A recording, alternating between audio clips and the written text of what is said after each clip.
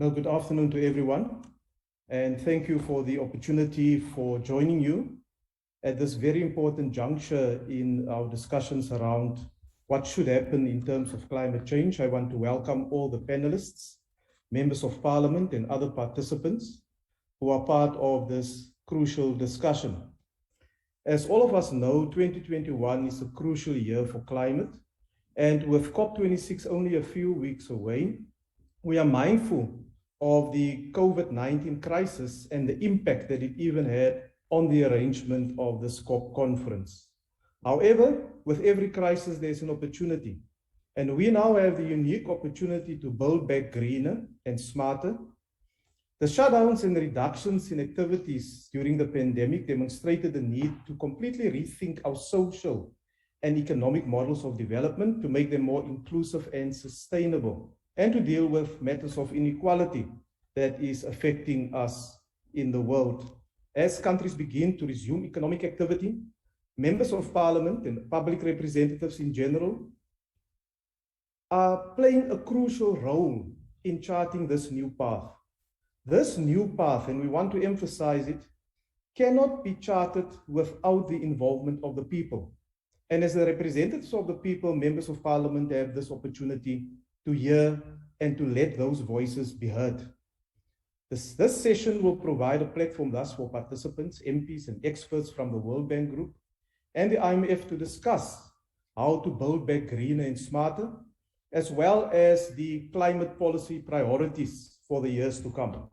It will also present an opportunity to the World Bank to elaborate on the Climate Change Action Plan 2021 to 2025, to advance the climate change aspects of the World Bank's green, resilient, and inclusive development approach, which pursues poverty eradication and shared prosperity through a sustainable lens.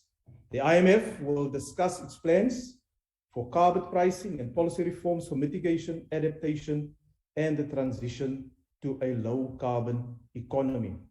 We thus want to encourage all the participants to be part of the discussion, and there will be an opportunity during which there will be soliciting of views in the form of a poll result or poll that will be taken. Results will be discussed later towards the end of the session, and we will be grateful that as soon as this appears on the screen, then we can start with our proceedings. I want to now get into the program and request our first panelist, Mr. Peter Cashion, who is the Global Head of Climate Finance and the Climate Investment Officer, Global Financial Institutions Group, the International Finance Corporation. Peter has a rich history in this field, and he leads the climate finance business that makes more than $2 billion investment in annual investments in the sector in emerging markets, and he also oversees the advisory services program that develops the capacity of financial regulators and institutions to deliver on climate finance objectives. He has vast experience, more than 25 years at the IFC, and has held a number of senior positions in Washington and in the field, including the Global Equity Co-Head for FIG. He has over 10 years of capital markets and structured finance investment experience, and he is a graduate with an MBA from Queen's University in Canada and is a CFA charter holder. Over to you, Peter. Thank you. Great, thank you very much. It's a real honor and pleasure to be with you here today. Before I begin, I'd like to thank the members of the Global Parliamentary Network for joining today. You have a critical role to play in fighting climate change because you have the legislative power to put your countries on the pathway to reach Paris alignment. We see you as a critical partner in this process. 2021 will be a crucial year for climate. Even as countries battle the COVID-19 pandemic, it's critical that they don't lose sight of the goals to reduce carbon emissions. We have to think of the climate emergency not only as a crisis, which it undoubtedly is, but also an opportunity. Rebuilding economies to be greener, more sustainable will not only chart a pathway towards a fairer, more resilient world, but will strengthen the economic recovery from COVID-19. A green recovery is a cost-effective way to transition to a low-carbon future because it can deliver economic growth and jobs quickly. Governments, parliaments, cities, and companies around the world are already taking action to green up their economies and reduce their carbon footprints. This year also offers a major moment for climate diplomacy, with countries being urged to submit more ambitious national climate targets ahead of the COP26 in Glasgow. The Conference of the Parties, of course, COP26, is considered one of the most important COPs since Paris. It will meet in Glasgow with 4 goals in mind. The first is to secure global net zero by mid-century and keep 1.5 degrees within reach. The second, adapt to protect communities and natural habitats. Third, mobilize finance. And of course, fourth, work together to deliver on all these commitments.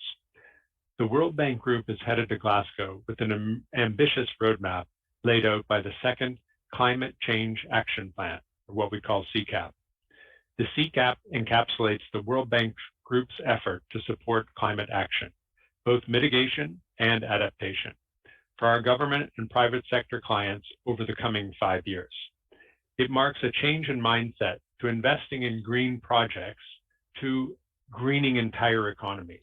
I think this is a key initiative of CCAP. It comes as countries seek sustainable pathways out of the disruption caused by COVID-19 pandemic. Here's what the CCAP aims to deliver. First, a major push to further integrate climate and development, particularly through the new Country Climate and Development Reports, a core diagnostic tool for the World Bank Group, and informs engagements with clients in the future.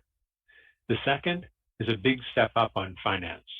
The World Bank Group has already announced the 35% target of financing for climate for the World Bank Group, and at least 50% of IBRD climate finance to support adaptation. We believe legislators have a major role to play in this regard. Third, we'll ramp up support for countries to shape a green, resilient, and inclusive recovery. A core part of the action plan focuses on key systems: energy, agriculture, food, water, and land, cities, transport, and manufacturing. That must be transformed to address climate change, achieve a resilient and low carbon future, and support the protection of natural capital and biodiversity. The action plan also places strong emphasis on approaches that integrate people and communities into the low carbon transition. So rather than being left behind, they are beneficiaries of the new climate economy. The 5 key systems account for over 90% of global greenhouse gas emissions. And because they form the backbone of national economies, making them more sustainable and climate smart will be key to reducing global emissions and achieving the green transition. Fundamentally, the World Bank sees climate action as one of the keys to alleviating poverty and boosting shared prosperity, a mission that's at the core of the World Bank's development mandate. Simply put, good development outcomes are at risk from the climate crisis. And conversely, acting on climate can unlock significant opportunities for all countries. At its heart, therefore, this CCAP is a concerted effort to support countries and private sector clients to address climate and development challenges together. We think it represents a real paradigm shift for the World Bank Group to advance development in a green, resilient, and inclusive way. And because I work for the part of the World Bank Group, the International Finance Corporation, that focuses on the private sector, I have to add that we consider the private sector as a key driver in this climate action. The reason's simple. It's private companies that produce goods, own supply chains, and accelerate innovation. Financial institutions oversee trillions of dollars of investable capital that could boost the new climate economy. It's not lack of private capital that's a problem. It's the insufficient availability of investable opportunities in emerging markets. These opportunities have to be created. That means that public and private sector have to work together to mobilize capital in emerging economies for essential things like battery storage, offshore wind, or green hydrogen. We need governments to create the right regulatory environments. We need multilateral development banks to support the creation of bankable projects. And finally, we need partners to help provide public resources and blended concessional finance to de-risk these private investments and reduce the cost of innovating. Let me, share a couple of examples. In Egypt, the Benban Solar Park is a great example of such success. The World Bank supported Egypt's first reform in the electricity sector. IFC MIGA and a consortium of 9 lenders mobilized private investment worth over $2 billion for a total of 2 gigawatts in power. We need much more of these kinds of initiatives to increase the flow of private capital to climate projects at scale. This is where parliamentarians can play a critical role by working with their respective governments to create the enabling and authorizing environment for such opportunities. I look forward to hearing from you on how we can all work together to advance these noble goals for this and future generations. Thank you, and I look forward to the discussion. Thank you very much for the insightful input, and your comments are highly appreciated, and we'll interact with you as the session unfolds. May I ask that we get the first poll question to be flighted onto the screen? And what we're trying to do with this is to solicit the views of the participants on what is currently happening in terms of climate change in the various countries. We understand that it is a priority across the different countries, but we need to get the views from the representatives that are there. And then secondly, we also want to get your view on the importance, the prioritization of the different issues under discussion, whether it is investment in greener jobs, pricing carbon, adapting to climate change, or anything else. So if you can do your selection on the screen in terms of what your views are, then we will be able to discuss it later on in the session. And while we are looking at the poll in front of us, I now want to invite the next speaker, who will be able to make his input on another critical element, and that deals with development issues. And this panelist is Mr. Johannes Wiegand, who is the Chief of the Development Issues Unit in the IMF Strategy, Policy and Review Department. He worked previously as a senior country reviewer and as deputy chief of the IMF's research and European departments. And he has worked in a range of countries and has taught at the London School of Economics and wrote leaders for the Financial Times and Financial Times Deutschland. He holds an undergraduate degree in economics and philosophy from the University of Munich and a PhD in economics from the University College London. I now invite Mr. Johannes Wiegand to make his input. Over to you, sir. Yeah, thank you, Chair, for your kind opening remarks and for introducing me. I should maybe say one more position that I currently have is I'm co-chair of the IMF's Climate Advisory Group, and in that regard, sort of work on coordinating climate change policies across the IMF. So I thought I'd maybe give a brief overview on how the IMF is engaged in climate change to date and what are currently our plans to engage in climate change going forward. Climate change for the fund is not an entirely new topic. I remember in 2008, when I was a young economist at the IMF, which I'm not any longer, the fund wrote its first chapter on climate change in our World Economic Outlook, our flagship publication, where we identified climate change as a global and potentially catastrophic externality that would require an urgent macroeconomic policy response. I remember at the time there were debates within the IMF whether the fund should really get into such a topic, whether that sort of wouldn't go out of our normal realm of macroeconomics and finance. But I think those people who took the decision in 2008 to take on this topic were very far-sighted. I think today nobody seriously doubts that climate change is critical for the macroeconomy and for macroeconomic and financial stability. In the coming years after 2008, sort of our portfolio on climate change has gradually increased. We have written policy papers on things like energy subsidies, on carbon pricing, on the financial stability implications of climate change, and so on and so forth. And increasingly, climate change then also showed up in our bilateral country reports, the so-called Article 4 consultations. But I think about a couple of years ago, there was a view in the IMF that we need to get systematic about that. So we cannot treat climate change in the fund on an ad hoc basis. And I think by now we have quite a structured approach on how to address climate change in the IMF. And I would like to go through 3 areas in particular. The first one is our surveillance activities, our bilateral engagement with our country members. The second one is international policy coordination and policy proposals with regard to climate change that the IMF has put forward. And then third, I want to talk briefly about lending. I should say lending in terms of climate change doesn't maybe play quite a critical role as it does for the World Bank, but I will get to that in a moment.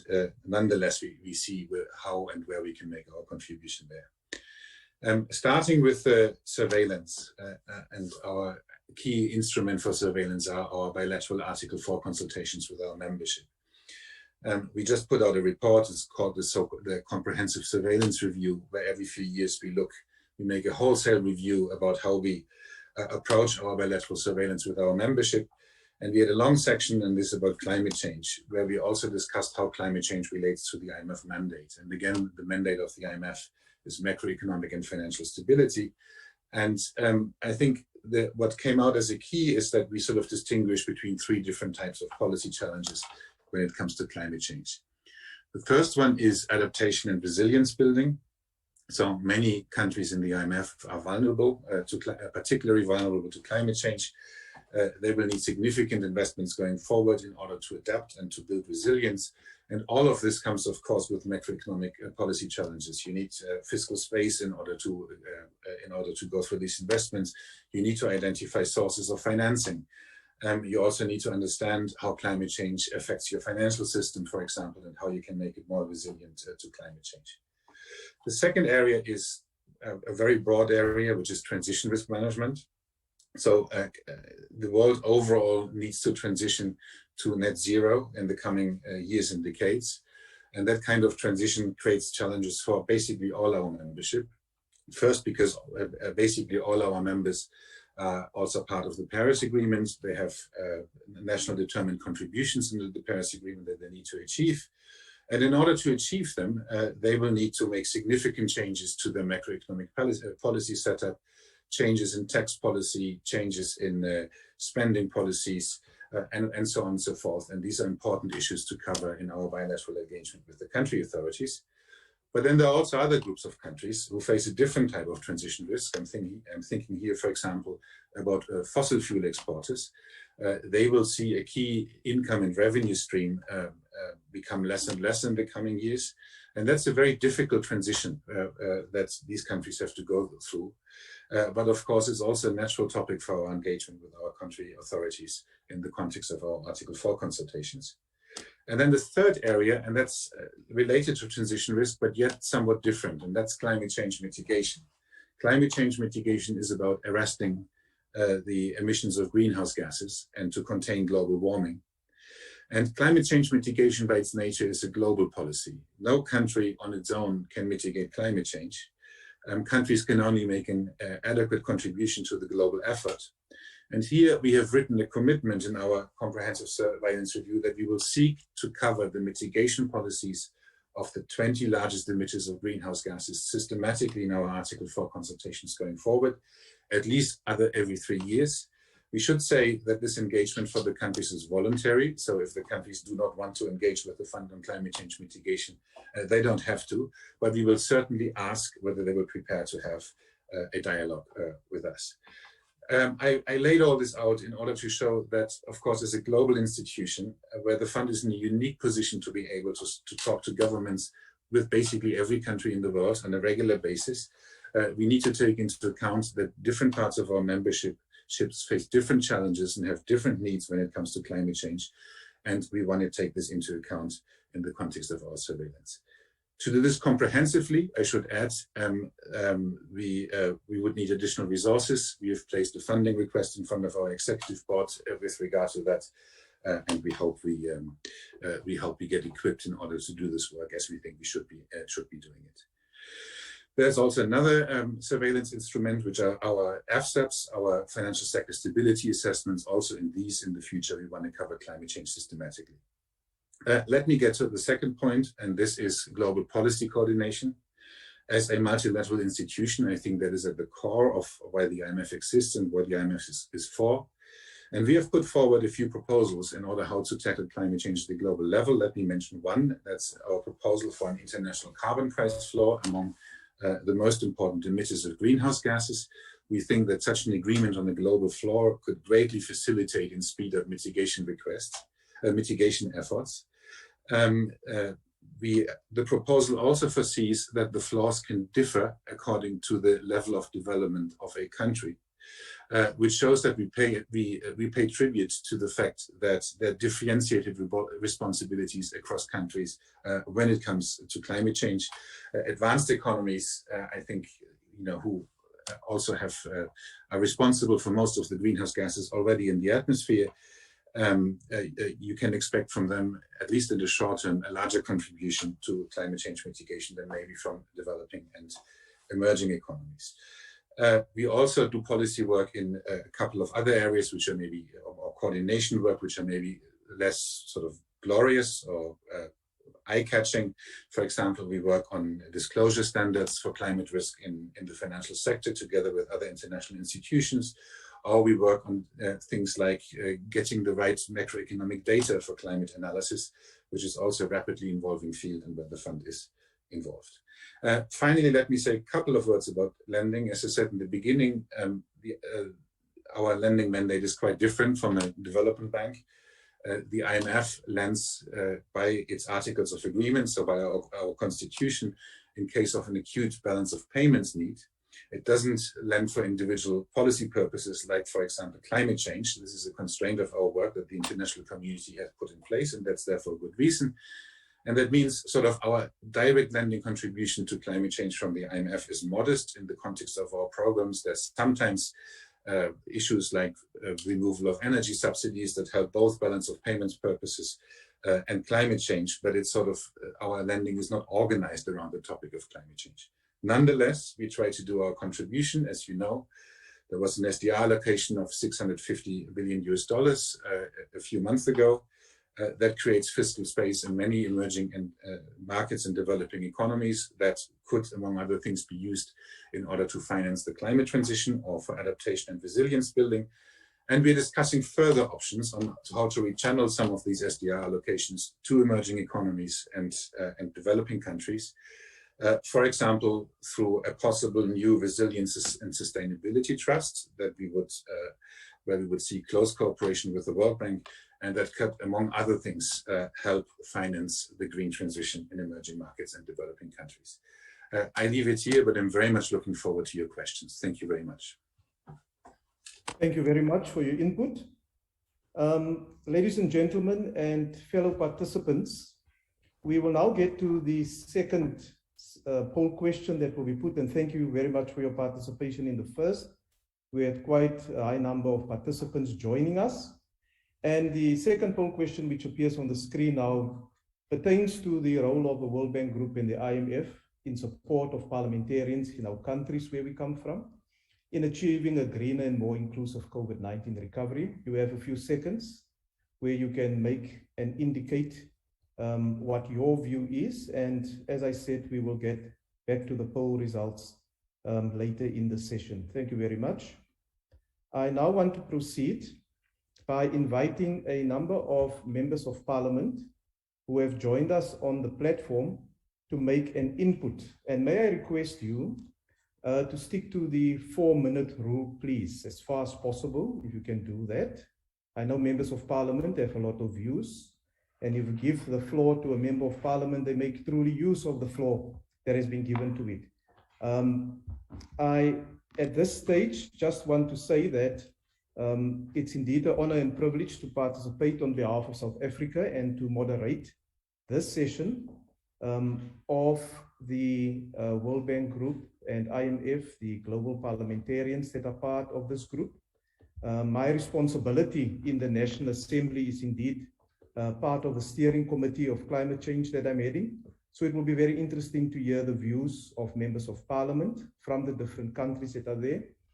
And the first honorable member that I want to invite is the Honorable Paule Zingan, who is a serving member of parliament of the Dakar department, and she's in the 13th legislative term.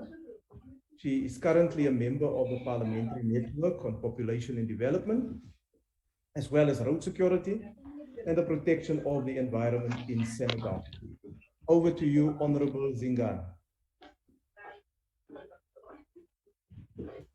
Merci beaucoup, Monsieur le Président. Thank you very much, Chair, for giving me the floor. And I would like to thank you for the opportunity for this forum. Thank you also to all the panelists that are on this platform and the representatives from the World Bank and the gentleman who just took the floor. I would like to greet my colleagues and all participants with all due respect and protocol. The question was asked by the World Bank, I think, for the General Assembly of the UN, where the President Macky Sall did present at the time clear data as to the transition for climate, and he said it is a common future, take care of our planet with the principles of responsibility, and also on the climate change for Senegal. We have a mandate and we work for the transition on renewable energies up to 30%. So our capacities, I think that this will be strengthened with the Green Fund and the Green Network that we are developing. This is an unequal exchange, and the burden for transition is unequal. We need structures for the gas, for instance, to avoid, and we should have energy, universal access, and development for the economy. We have a resilience plan and for recovery, social recovery also. I think that today the pandemic that we have, that is the biggest crisis in the world, did get to the fundamentals of our economy, and which means that we have to think about the greening and the role of our institutions there, the parliamentarians that we are working for the climate change with solutions. This is their privileges in the legislation, and they evaluate the public policies, and they have a role fundamental for safeguarding the environment in order to have a better climate change.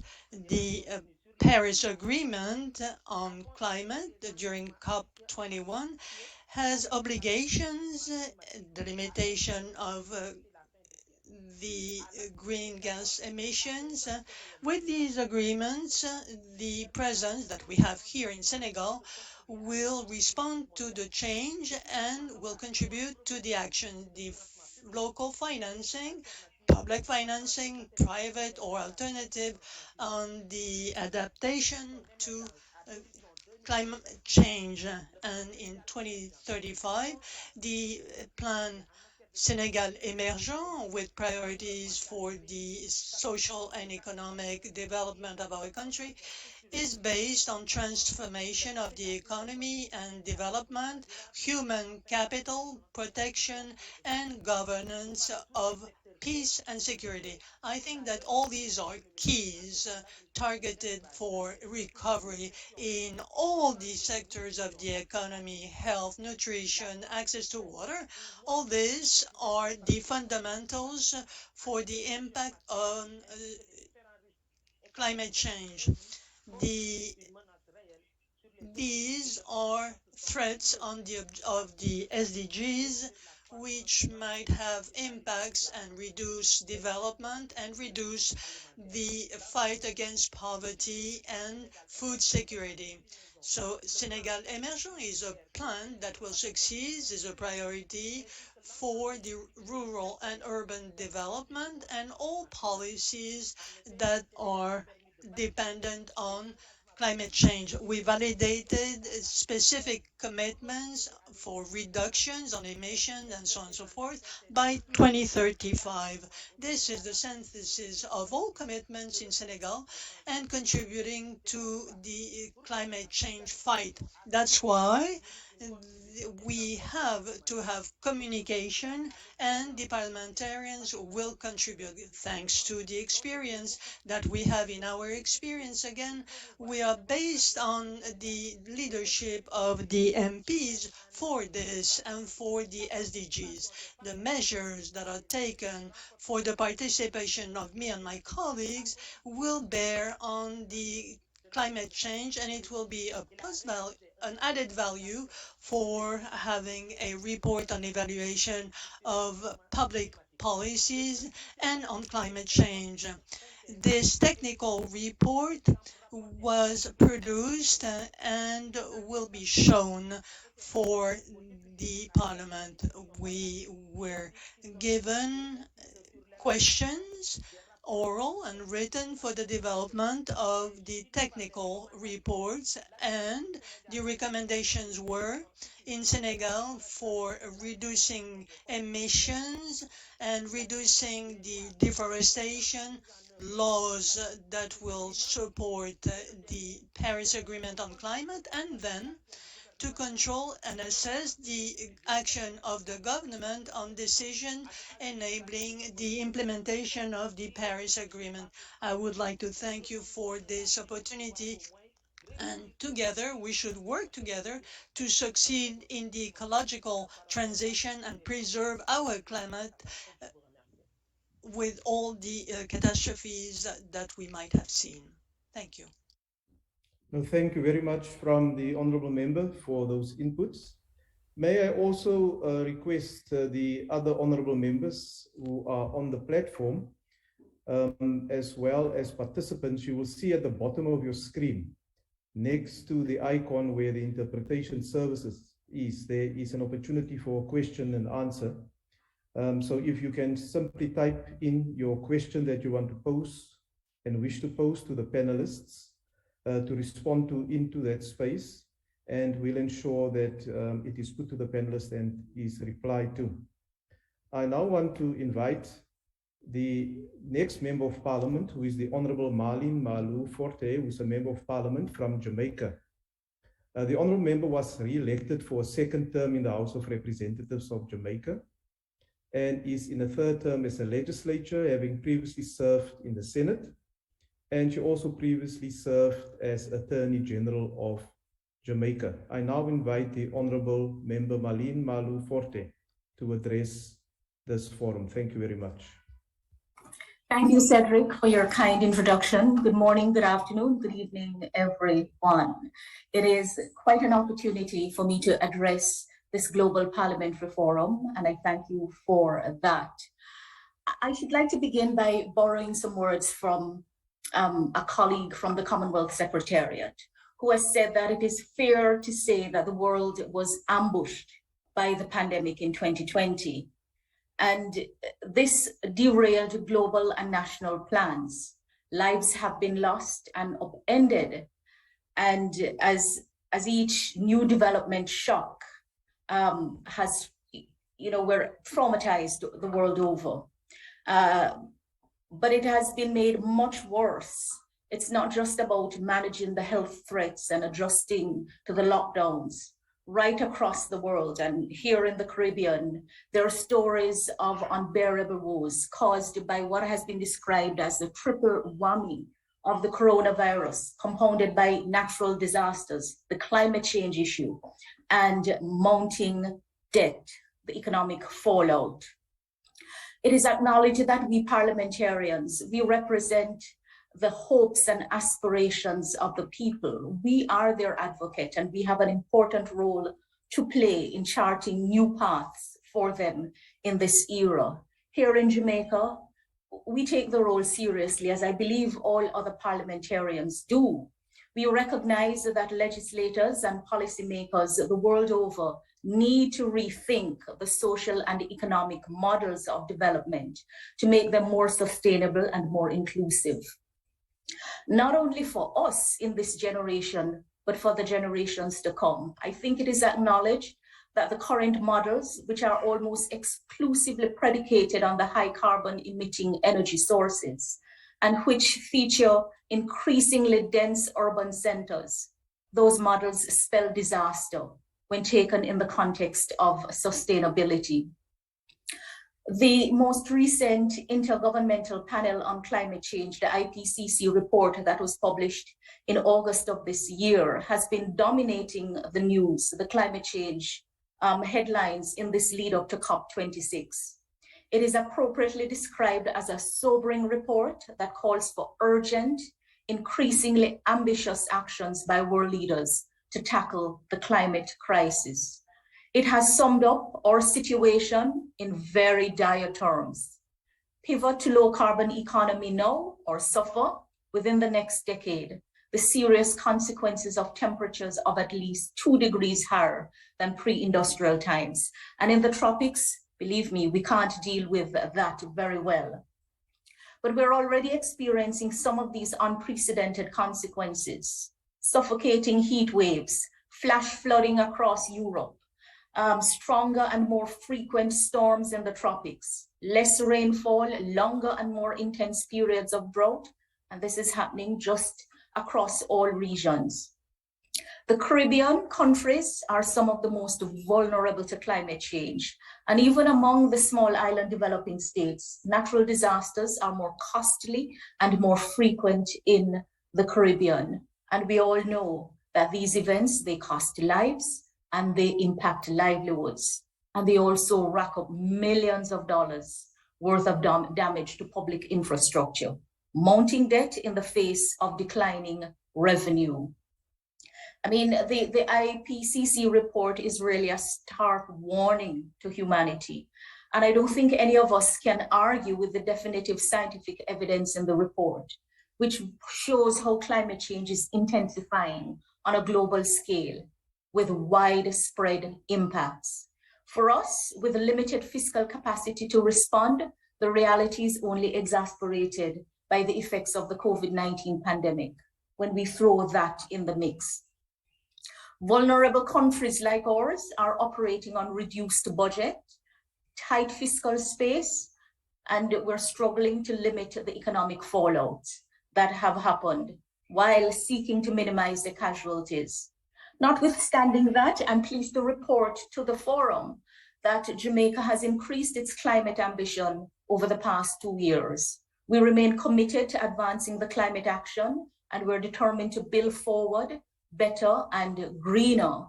Just last week, we launched our nationally determined contributions, the NDC implementation plan.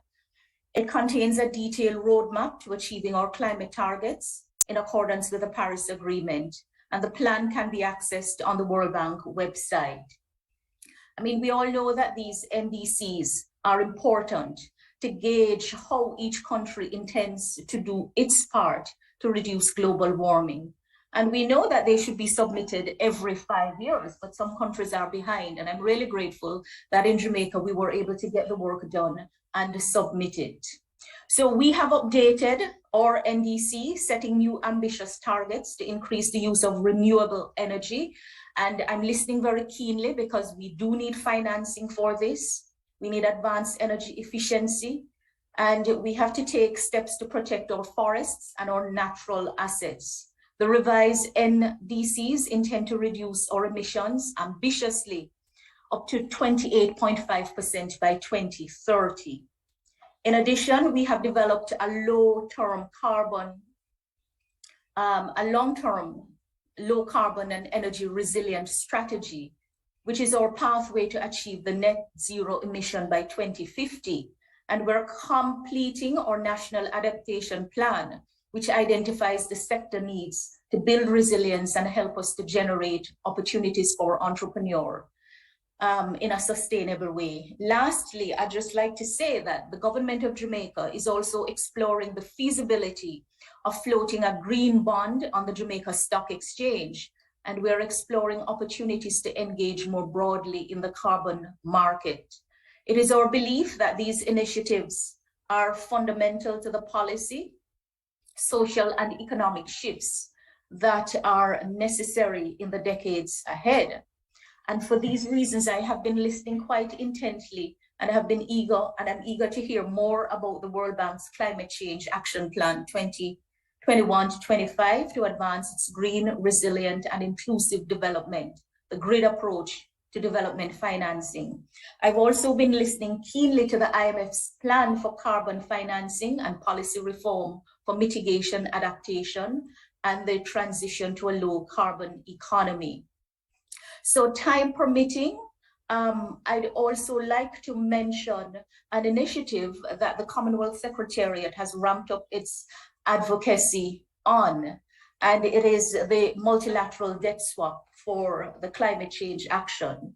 For those who know, the idea has already received international endorsement, and the proposal is the use of the bilateral funds pledged for climate change in indebted countries to purchase debt. This would mean that the funds allocated to servicing the debt will instead be used for climate adaptation.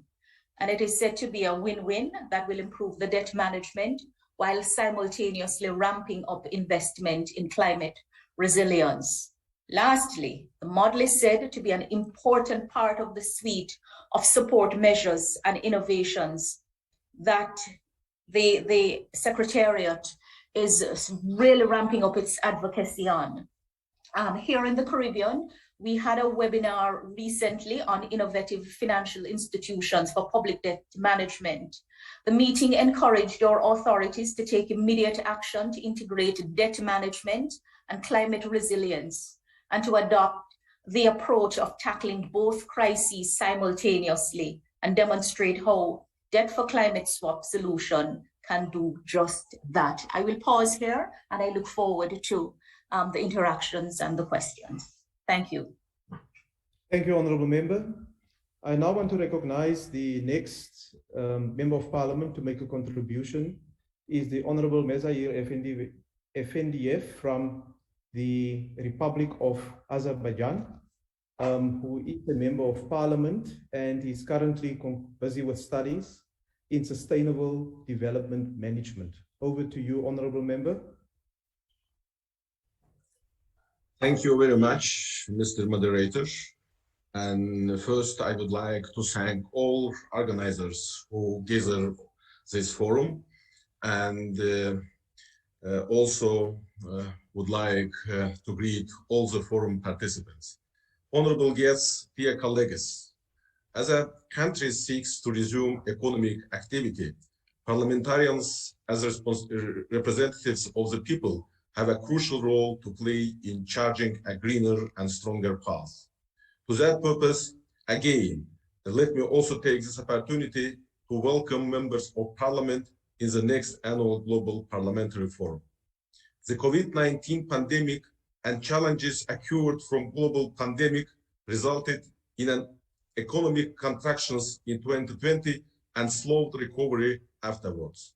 The expected consequences also disabled development strategies. Azerbaijan adopted the robust strategy to minimize the impact of the pandemic on the population by support of the World Bank too. The national authorities, including Parliament, have implemented several containment measures to halve the spread of the COVID-19 with people-centered approach.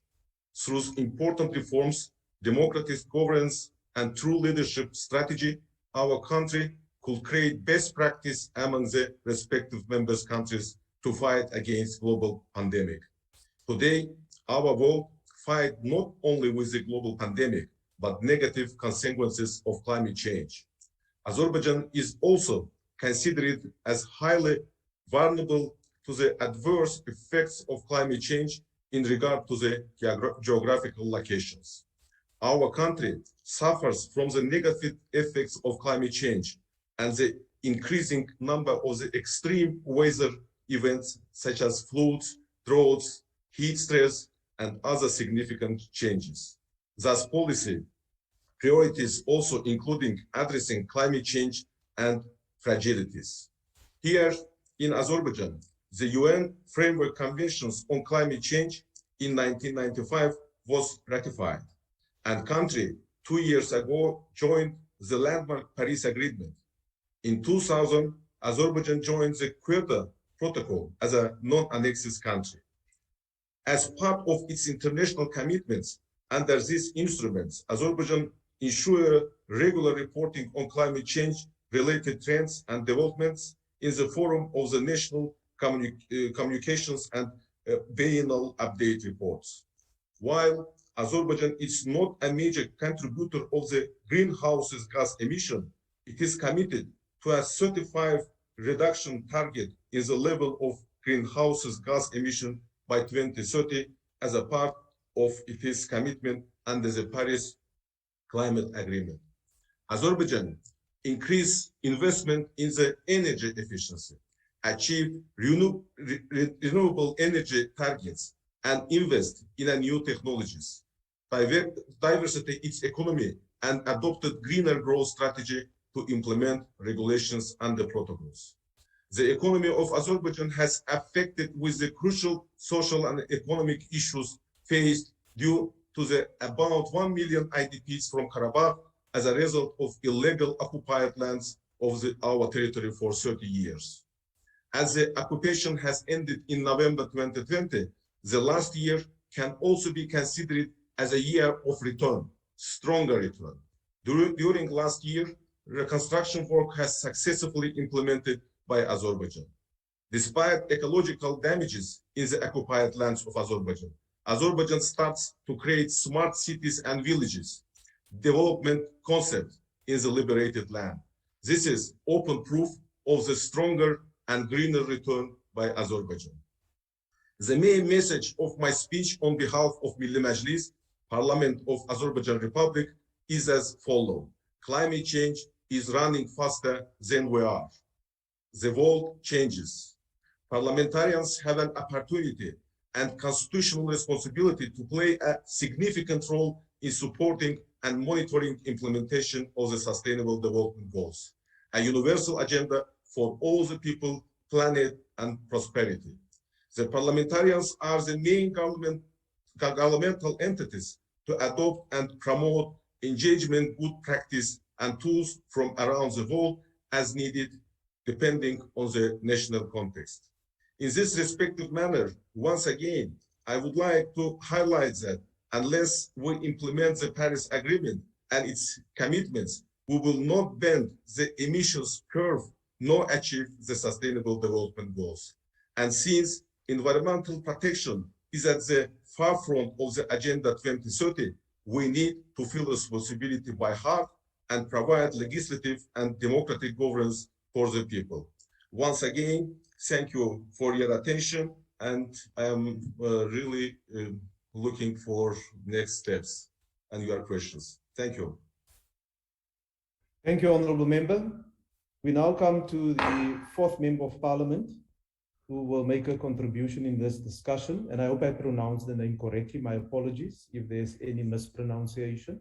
It's the Honourable Ja Roro Esti Widya Putri, who is a member of the House of Representatives for the Republic of Indonesia. She's serving as a Member of Parliament since 2019, and she's also a founder of an NGO based in Jakarta that's dedicated to raising awareness around global warming and the negative consequences of climate change. Over to you, Honourable Member. Thank you very much. Firstly, thank you to the Global Parliamentary Network for having me here today at the IMF and World Bank annual meetings. And I'm grateful to be among such inspiring panelists. Earlier we've heard from Peter and Johannes, and also MPs and senators from several countries, from Senegal, Jamaica, Philippines, Azerbaijan, as well as participants across the world from various sectors. It's really important for us, I believe, to frequently come together. It makes us less alone, or makes us feel less alone in finding solutions to the climate problem. And my view is that what better way than to brainstorm and work together in finding the most optimal solution for our respective countries. And I'd like to kind of touch on the fact that, leading up to COP, we're reminded again and again of the commitments made back in 2015. So for Indonesia's case, this consists of reducing greenhouse gas emissions by 29% by 2030. And we recognize also that 30% of our total emissions actually come from the energy sector. And I'm currently a member of Commission 7, which deals with the energy, research, innovation, and also industry sectors. And my main concern is how can we decrease greenhouse gas emissions by realizing energy transition in the country, from a country that is predominantly run or driven by the fossil fuel industry to one that is more green and thus plays a quite vital role in creating a sustainable future for all. And we also recognize that this plays a significant role in achieving the SDGs, particularly SDG 7, affordable and clean energy, as well as 13, climate action, and so forth. There are several ways that we are going about in doing this. And I think it's really important to also address the fact that the reality of the matter is that when we talk about the fossil fuel industry, this is still considered to be cheaper, more competitive, and it makes more business sense, unfortunately. So this is the reality that I'm sure a lot of countries are facing. And there is a lot of global, I think, push for us to make sure that we do realize energy transition going forward. I'd like to highlight in this case that fossil fuels, or the fossil fuel industry, has actually contributed 8.4% of our total GDP in 2020. And this is quite significant. It plays a very, very significant role. And so with that being said, the first step, I believe, to change is to ensure that the political will exists, right, in creating that change. And right now, Commission 7, I can quite proudly say that we are very concerned in trying to push this energy transition going forward. And we're in the midst of working on a bill on renewable energy with the hopes of making it more competitive within the energy market. Given also we have a target of achieving 23% renewables by 2025, whereas right now I think we're in roughly 13%. So there's still a long way to go, but we're making sure that the government plays a significant role in ensuring that we do meet those targets. And also this requires the participation of several multi-sectors, with that being said. And so this bill also discusses the kinds of incentives that we'd like to give to industries implementing renewable energy, for example, and also how we can increase investments within the sector, which is quite important and will play a very significant role in creating green jobs. We're also discussing on the pricing mechanisms. It so happens that currently in a different commission in the parliament, we're discussing on the implementation of carbon pricing, a carbon tax to be exact, and that will affect the energy sector quite tremendously. And so we're hoping that this regulation or this carbon tax system can be implemented in 2022. So the good news is this way, the renewable energy sector will be more competitive within the energy market, especially when we take into account the negative externality associated to, for example, the fossil fuel industry, when we take into account the cost to health, and also to the environment. This will even out the playing field and will make renewable energy more competitive. And I'd like to also point out, and in this case, the importance of not only do we have to create, and I feel like the members of parliament play a very, very significant role in doing so, in creating the right policies to have political will. I think it's easier said than done, but I'm very, very grateful to see so many countries having that commitment already. But aside from that, what's also just as important is making sure that these policies are being implemented in the most, in the most optimal way. And this requires the commitment across multiple sectors. So we are currently in frequent discussion and collaboration with the private public sectors, and also the government, of course, in ensuring that these targets are being made.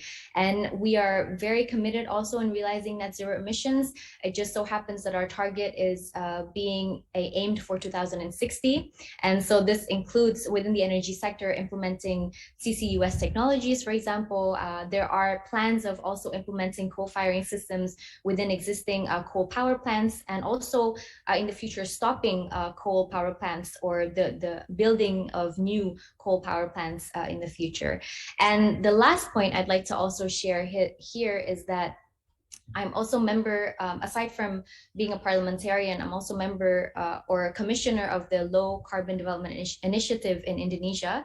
And we are constantly being given statistics, and studies have shown actually, if we place sustainable practices in achieving economic growth in our country, because Indonesia has a very large potential, especially in being one of the biggest economies in 2045, given the demographic dividend that we are currently experiencing. But this has the potential of not only reducing greenhouse gas emissions, and with that being said, more than the Paris Agreement targets of 43% in 2030, but also we can reach a yearly GDP growth of 6% by 2045. We can create more jobs, and we're talking 15.3 million green jobs. We can save 40,000 lives annually through water and air pollution reduction. We can save 16 million hectares to forest in 2045. So there are a lot of good news actually that comes with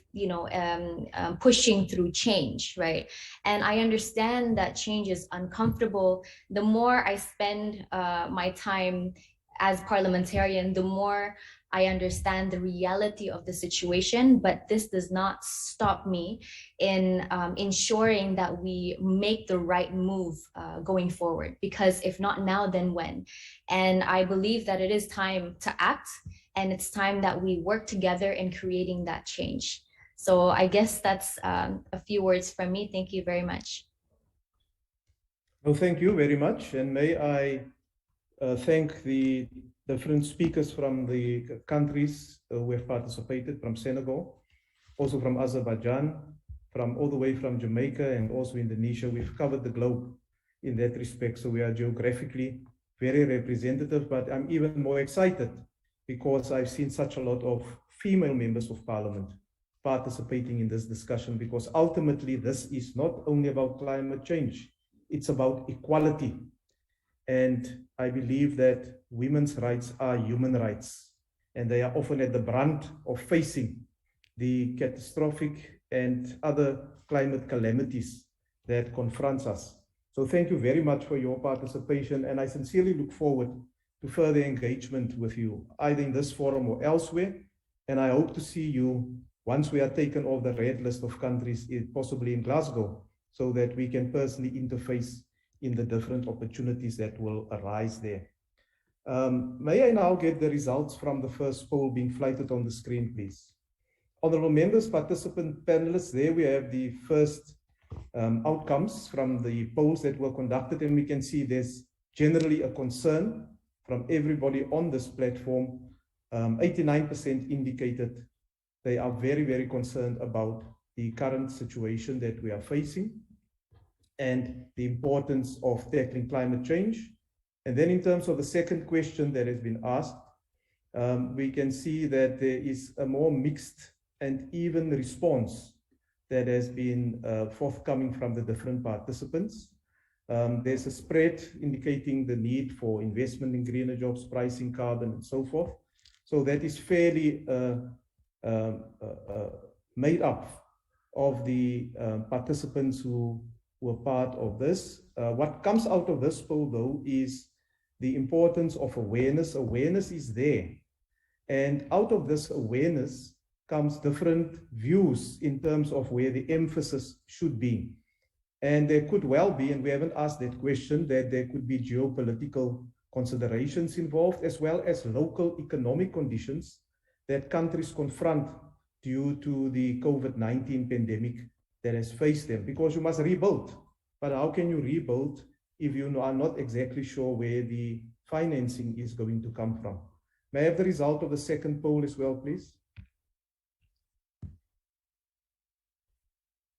The outcome of the second poll is more or less evenly spread. However, we can see it in terms of the question on engagement and help that is required, assistance that's required. There is an emphasis on regional meetings, keeping in mind that climate change no international or national boundaries, that we need further engagement at the country level, so more work has to be done. It's linked to the regions that are there. And the global thematic meetings, of course, are very important, where we can share these perspectives and also knowledge resources such as reports that must be shared. So very evenly response there that we've received from the different participants in this poll. Thank you very much for your contribution. And I will now move immediately, since we are restricted with time. We have about 25 minutes to do the question and answer session. I've received the first set of questions. And may I ask that when you do type questions in and you do raise these issues, that you are very specific and country specific when you raise the issues, so that the panelists can have a better understanding and idea as to the region and the country that you speak from. And if there are any question that is asked that is not responded to in the way that you expected, you may reach out to the local World Bank and IMF offices, of course, to get more specific countries. The first three questions that has been posed is as follows. Firstly, following the Code Red report published by the United Nations earlier this year, how are the World Bank and the IMF helping countries to achieve faster the targets of the Paris Agreement?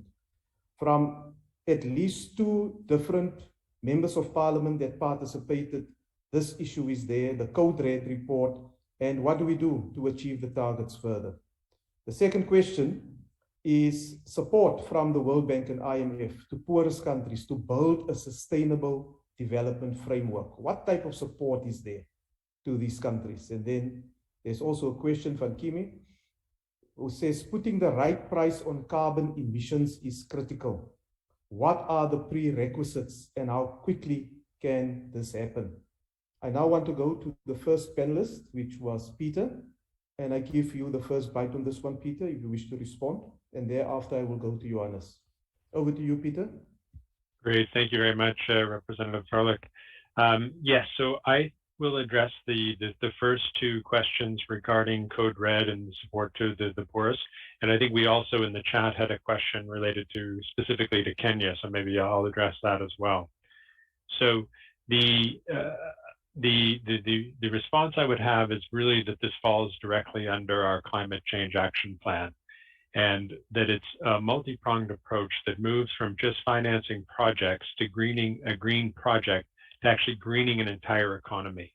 And we want to be very systematic and programmatic about it, and coming at it from the side of government reforms through the World Bank, government financing from the World Bank, and then bringing private sector into the equation through direct financing from IFC and also advisory services to them.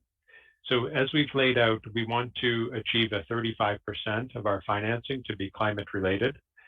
We're targeting the 5 clear key sectors that I referenced in my opening remarks.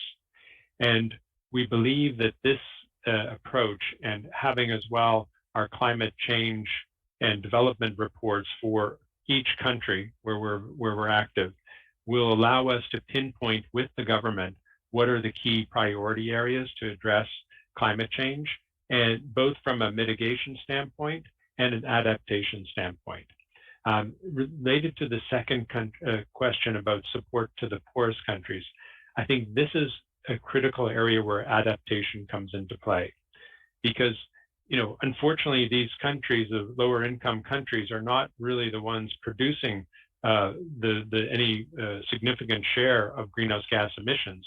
However, they are more often most impacted by climate change. So it's critical that World Bank Group, other DFIs, and the private sector play a major role in terms of adaptation. So the World Bank Group is targeting to fund over 50% of its investments towards adaptation. And I think this is critical, and will give countries and the people the tools to respond and adapt to climate change. I would also like to address the question from the parliamentarian from Kenya regarding the implications for water and women, clean water. And these really are the two foundations of development, as I think we all know. Without clean water access and the fact that women are much more at risk for climate change and impacts of poverty. So at the IFC, we've really made Africa our core focus. And this past year in my group, we did over 500 million in financing in Africa.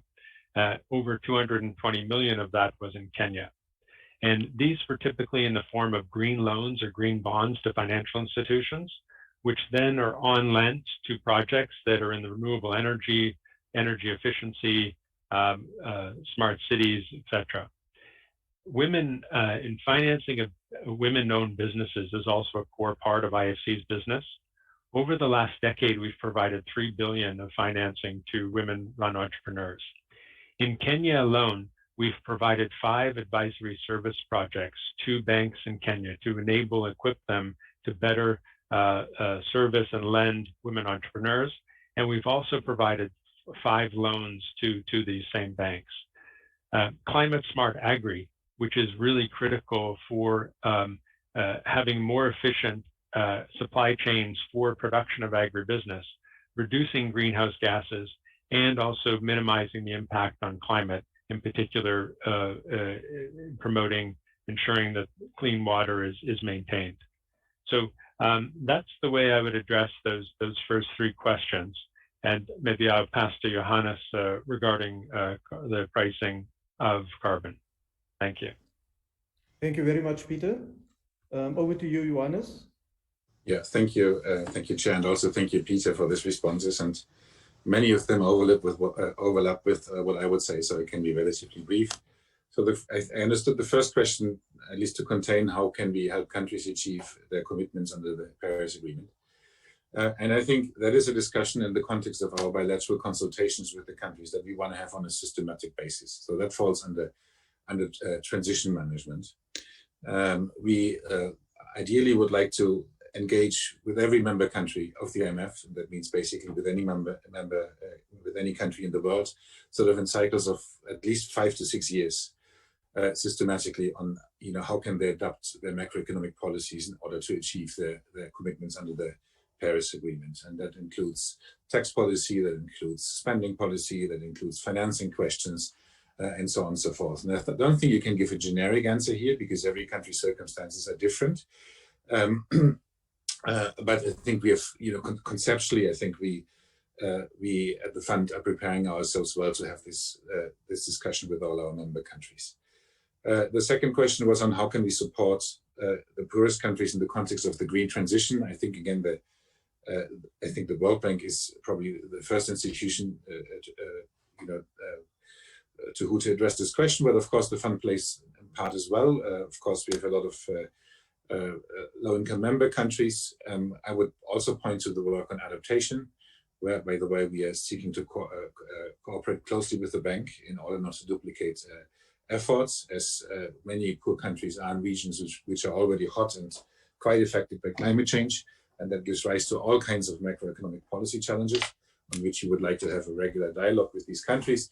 I would also like to refer to our capacity development initiatives, which of course are meant to disproportionately benefit low-income countries, and where we also seek to scale up our engagement quite significantly. Everything from how to assess for climate risk in the financial sector to public investment management, and systematically including climate considerations in budget planning. And finally, how to put the right price on carbon. I'm really glad about this question because it recognizes as something that we think as well. carbon pricing is absolutely critical for global climate change mitigation. It's often an unpopular policy because it's, it places burdens on the population, which of course, is not always welcomed by the electorate. But it's by far the most efficient instrument to achieve climate change mitigation. It gives the right price incentives. It gives the right incentives to save energy. It gives the right incentives in order to develop and adapt alternative energy forms. You can achieve it through other means as well, like regulation, but the cost you place on your population by with climate-related regulations are significantly higher than those that you would impose with pricing, even though they may be less visible if you do through regulation. Now, how to do this? Again, this is something we would like to discuss with our members in the context of transition risks. I think we have a fairly clear idea, for example, what kind of pricing would be necessary for countries to achieve their NDCs. I think we have developed concepts on how to buffer the social impact of the transition. That, of course, differs in countries. It depends on how developed the social safety net is, what is the most efficient policy in order to compensate those that are negatively affected by carbon pricing. But again, I think ideally that's something that we would like to take up with member countries in our Article 4 consultations and discuss their plans and hopefully provide useful inputs. Thank you. Thank you very much to Peter and Johannes. Just another 2 questions.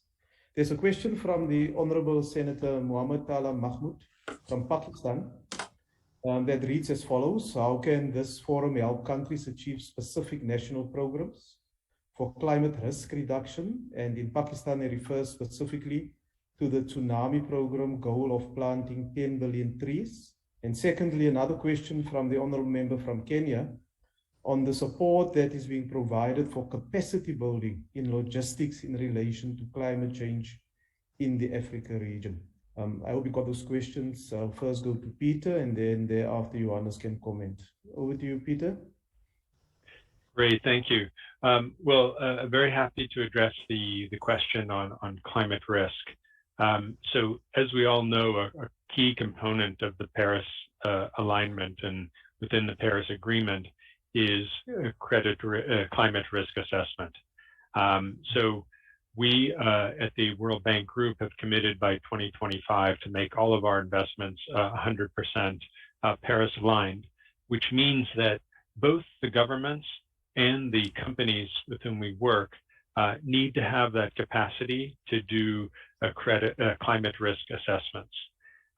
So for an example of Pakistan, to the degree that World Bank is working with the Pakistani government in a specific area, part of that requirement will be to equip and provide technical assistance and training to the government on assessing climate risk. We have quite a challenge, frankly, at the IFC, because we work with the financial sector. So this is where we really need to cooperate with national regulators, so the central bank, the banking regulator, with the IMF and with the World Bank, so as to implement climate risk not only on a case-by-case with each individual IFC client, but rather across the whole network, across the whole financial system.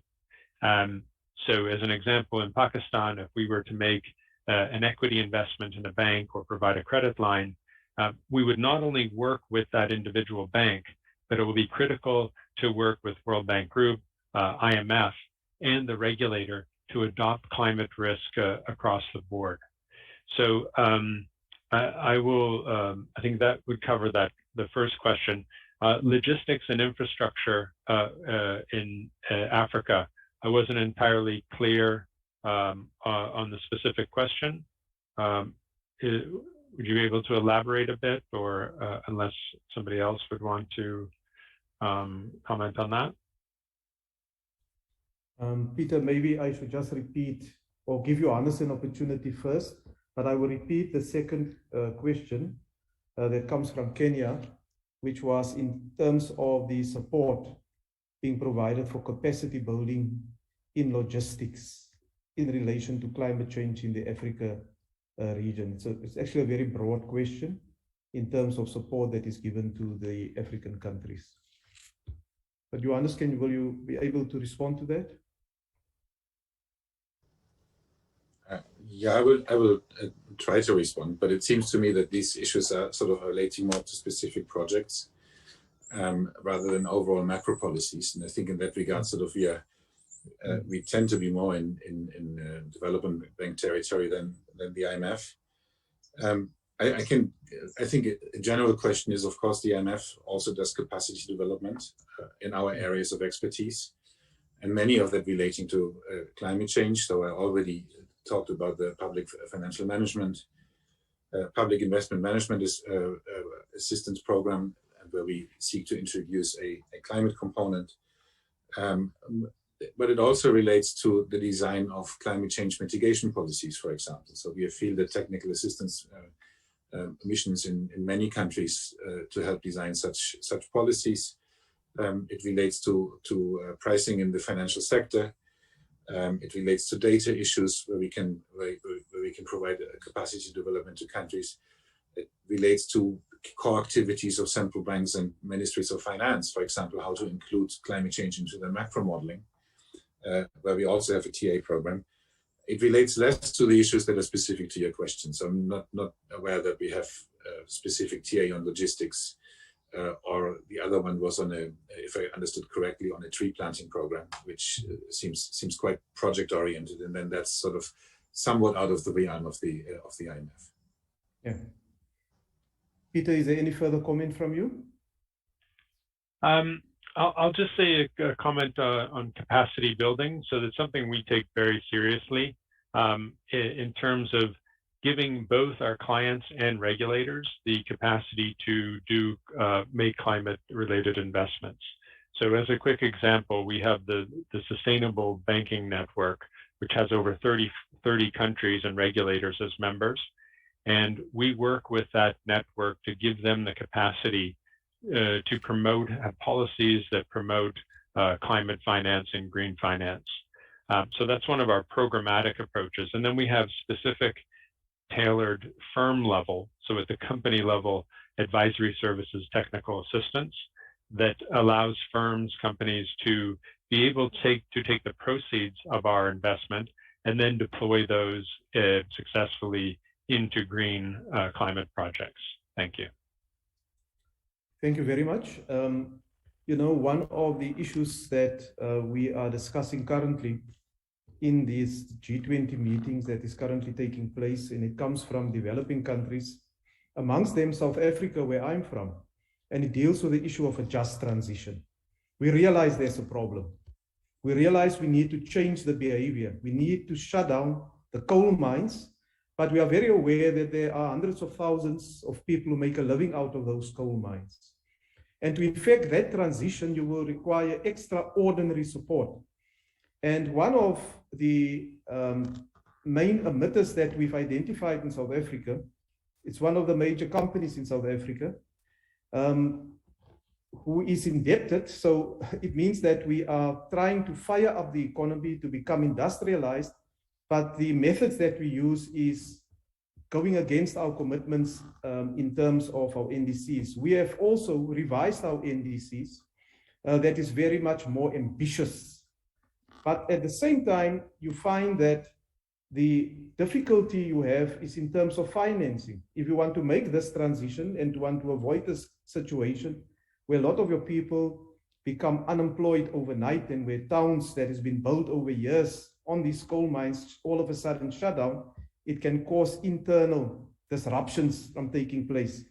And I think that will be one of the issues that will feature quite prominently in the different forums as we move towards Glasgow COP26.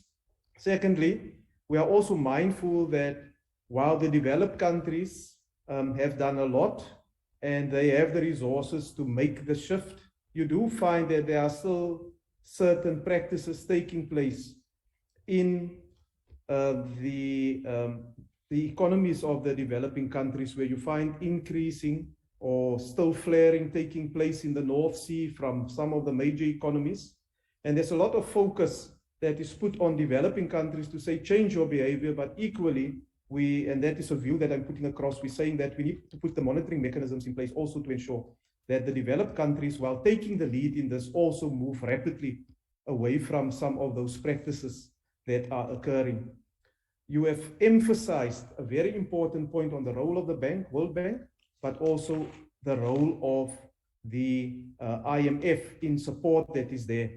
And correctly, the specific questions around country-specific projects needs to be moved to those forums that are there. But the question that I want to put to you is the current financial commitments that are there from the developed countries.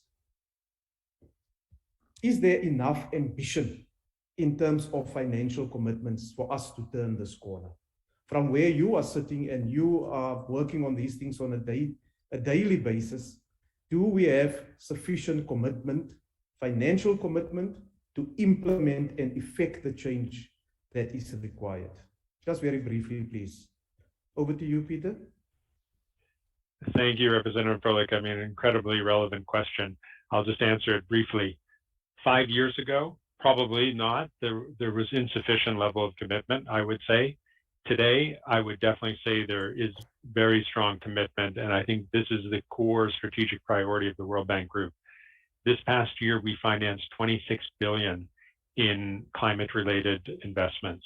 That represents half of the amount of all the development finance institution community. As I said, CCAP is at the core of our agenda. What we must do next is leverage more the private sector. If we combine all the DFI money in the world, and we assume that that represents $1, if we look at the institutional investor market globally, that is $900. So they have 900 times the financing and firepower that as compared to development finance institutions. Our key role must be to take some of that money and create bankable projects for them in emerging markets, in climate finance, by working with governments, regulators to create the enabling environment, and then with companies to provide the bankable projects that would further this just transition.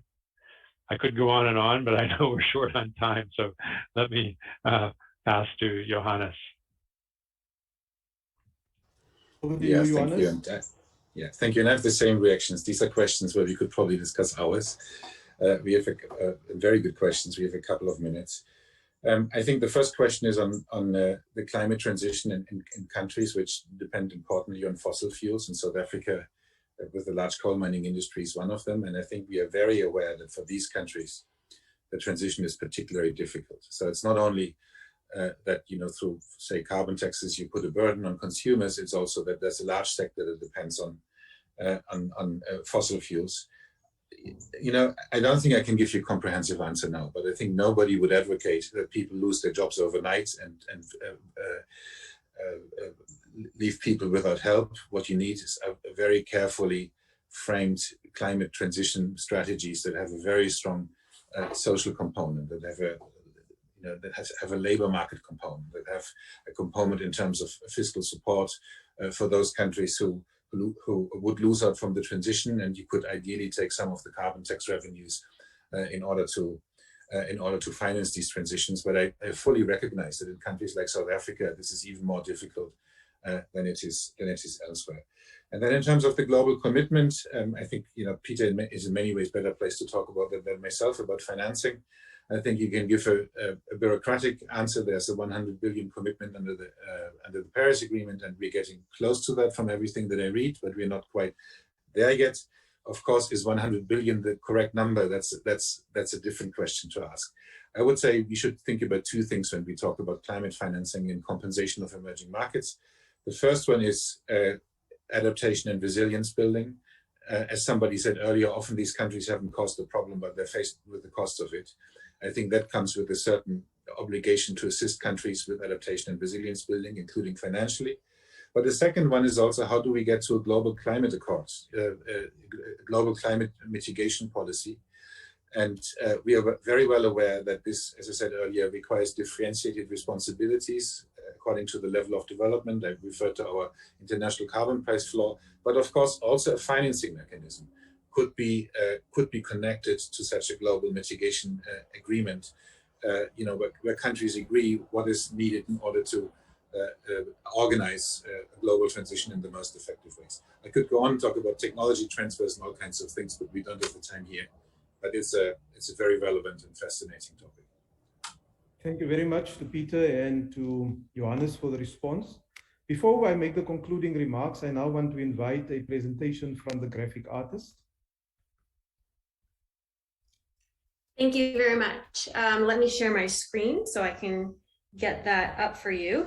As I do that, the art that I was creating was specifically based on your conversation. So what I was creating the entire time was really around the idea of how do we create a story about what was just shared so that we can share it with others that aren't here today.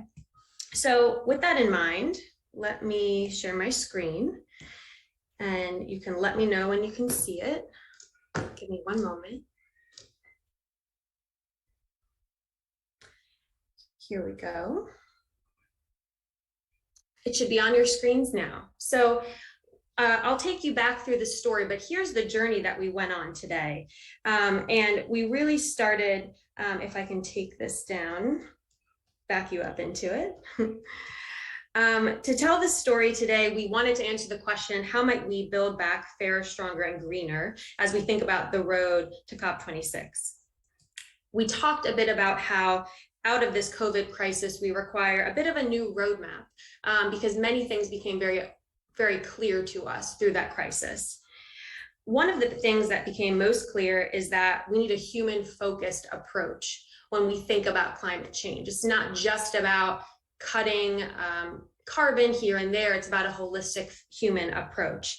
And there's three areas that that approach is impacted by: the international community, the individual countries, and the public sector. And so the conversation today kind of hit on these three areas and really focused on what we can do to leverage these areas to address climate change. The first conversation that I heard was really about how no country can address climate change on its own, and that it really requires international policy coordination. Specifically, we talked a bit about how we need to consider climate in all levels of development across that coordination. So having a green, resilient, and inclusive development plan, not just random projects left and right, but really thinking about it as far as future and climate focused. But with that becomes many challenges. How do we do that? How do we finance that? What are some of the risks associated with that? And from that area of really what those hows are, came a couple of different pieces. So let me pull those through here. So as you can see here across the bottom, all of this is kind of connected. The how. How can we do this? Through current financial commitments that we just talked about, including lending, debt swaps for climate development, green bonds, specifically green loans for women, because women will be impacted very aggressively with climate change. And then, as just mentioned, kind of that direct financing and advising from the public sector, which is about 900 times our current financing capacity.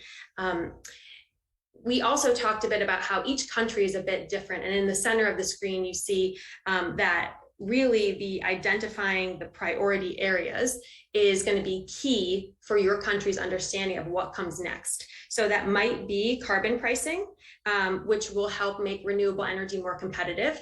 But really, you need to understand your country's transition risks and what that looks like, because it could be that you have a different plan that will work with your current country's abilities and constraints. Different needs will require different risks. But what was also shared that I thought was really lovely was that your job really can be focused on ensuring this political will exists across your countries and your governments.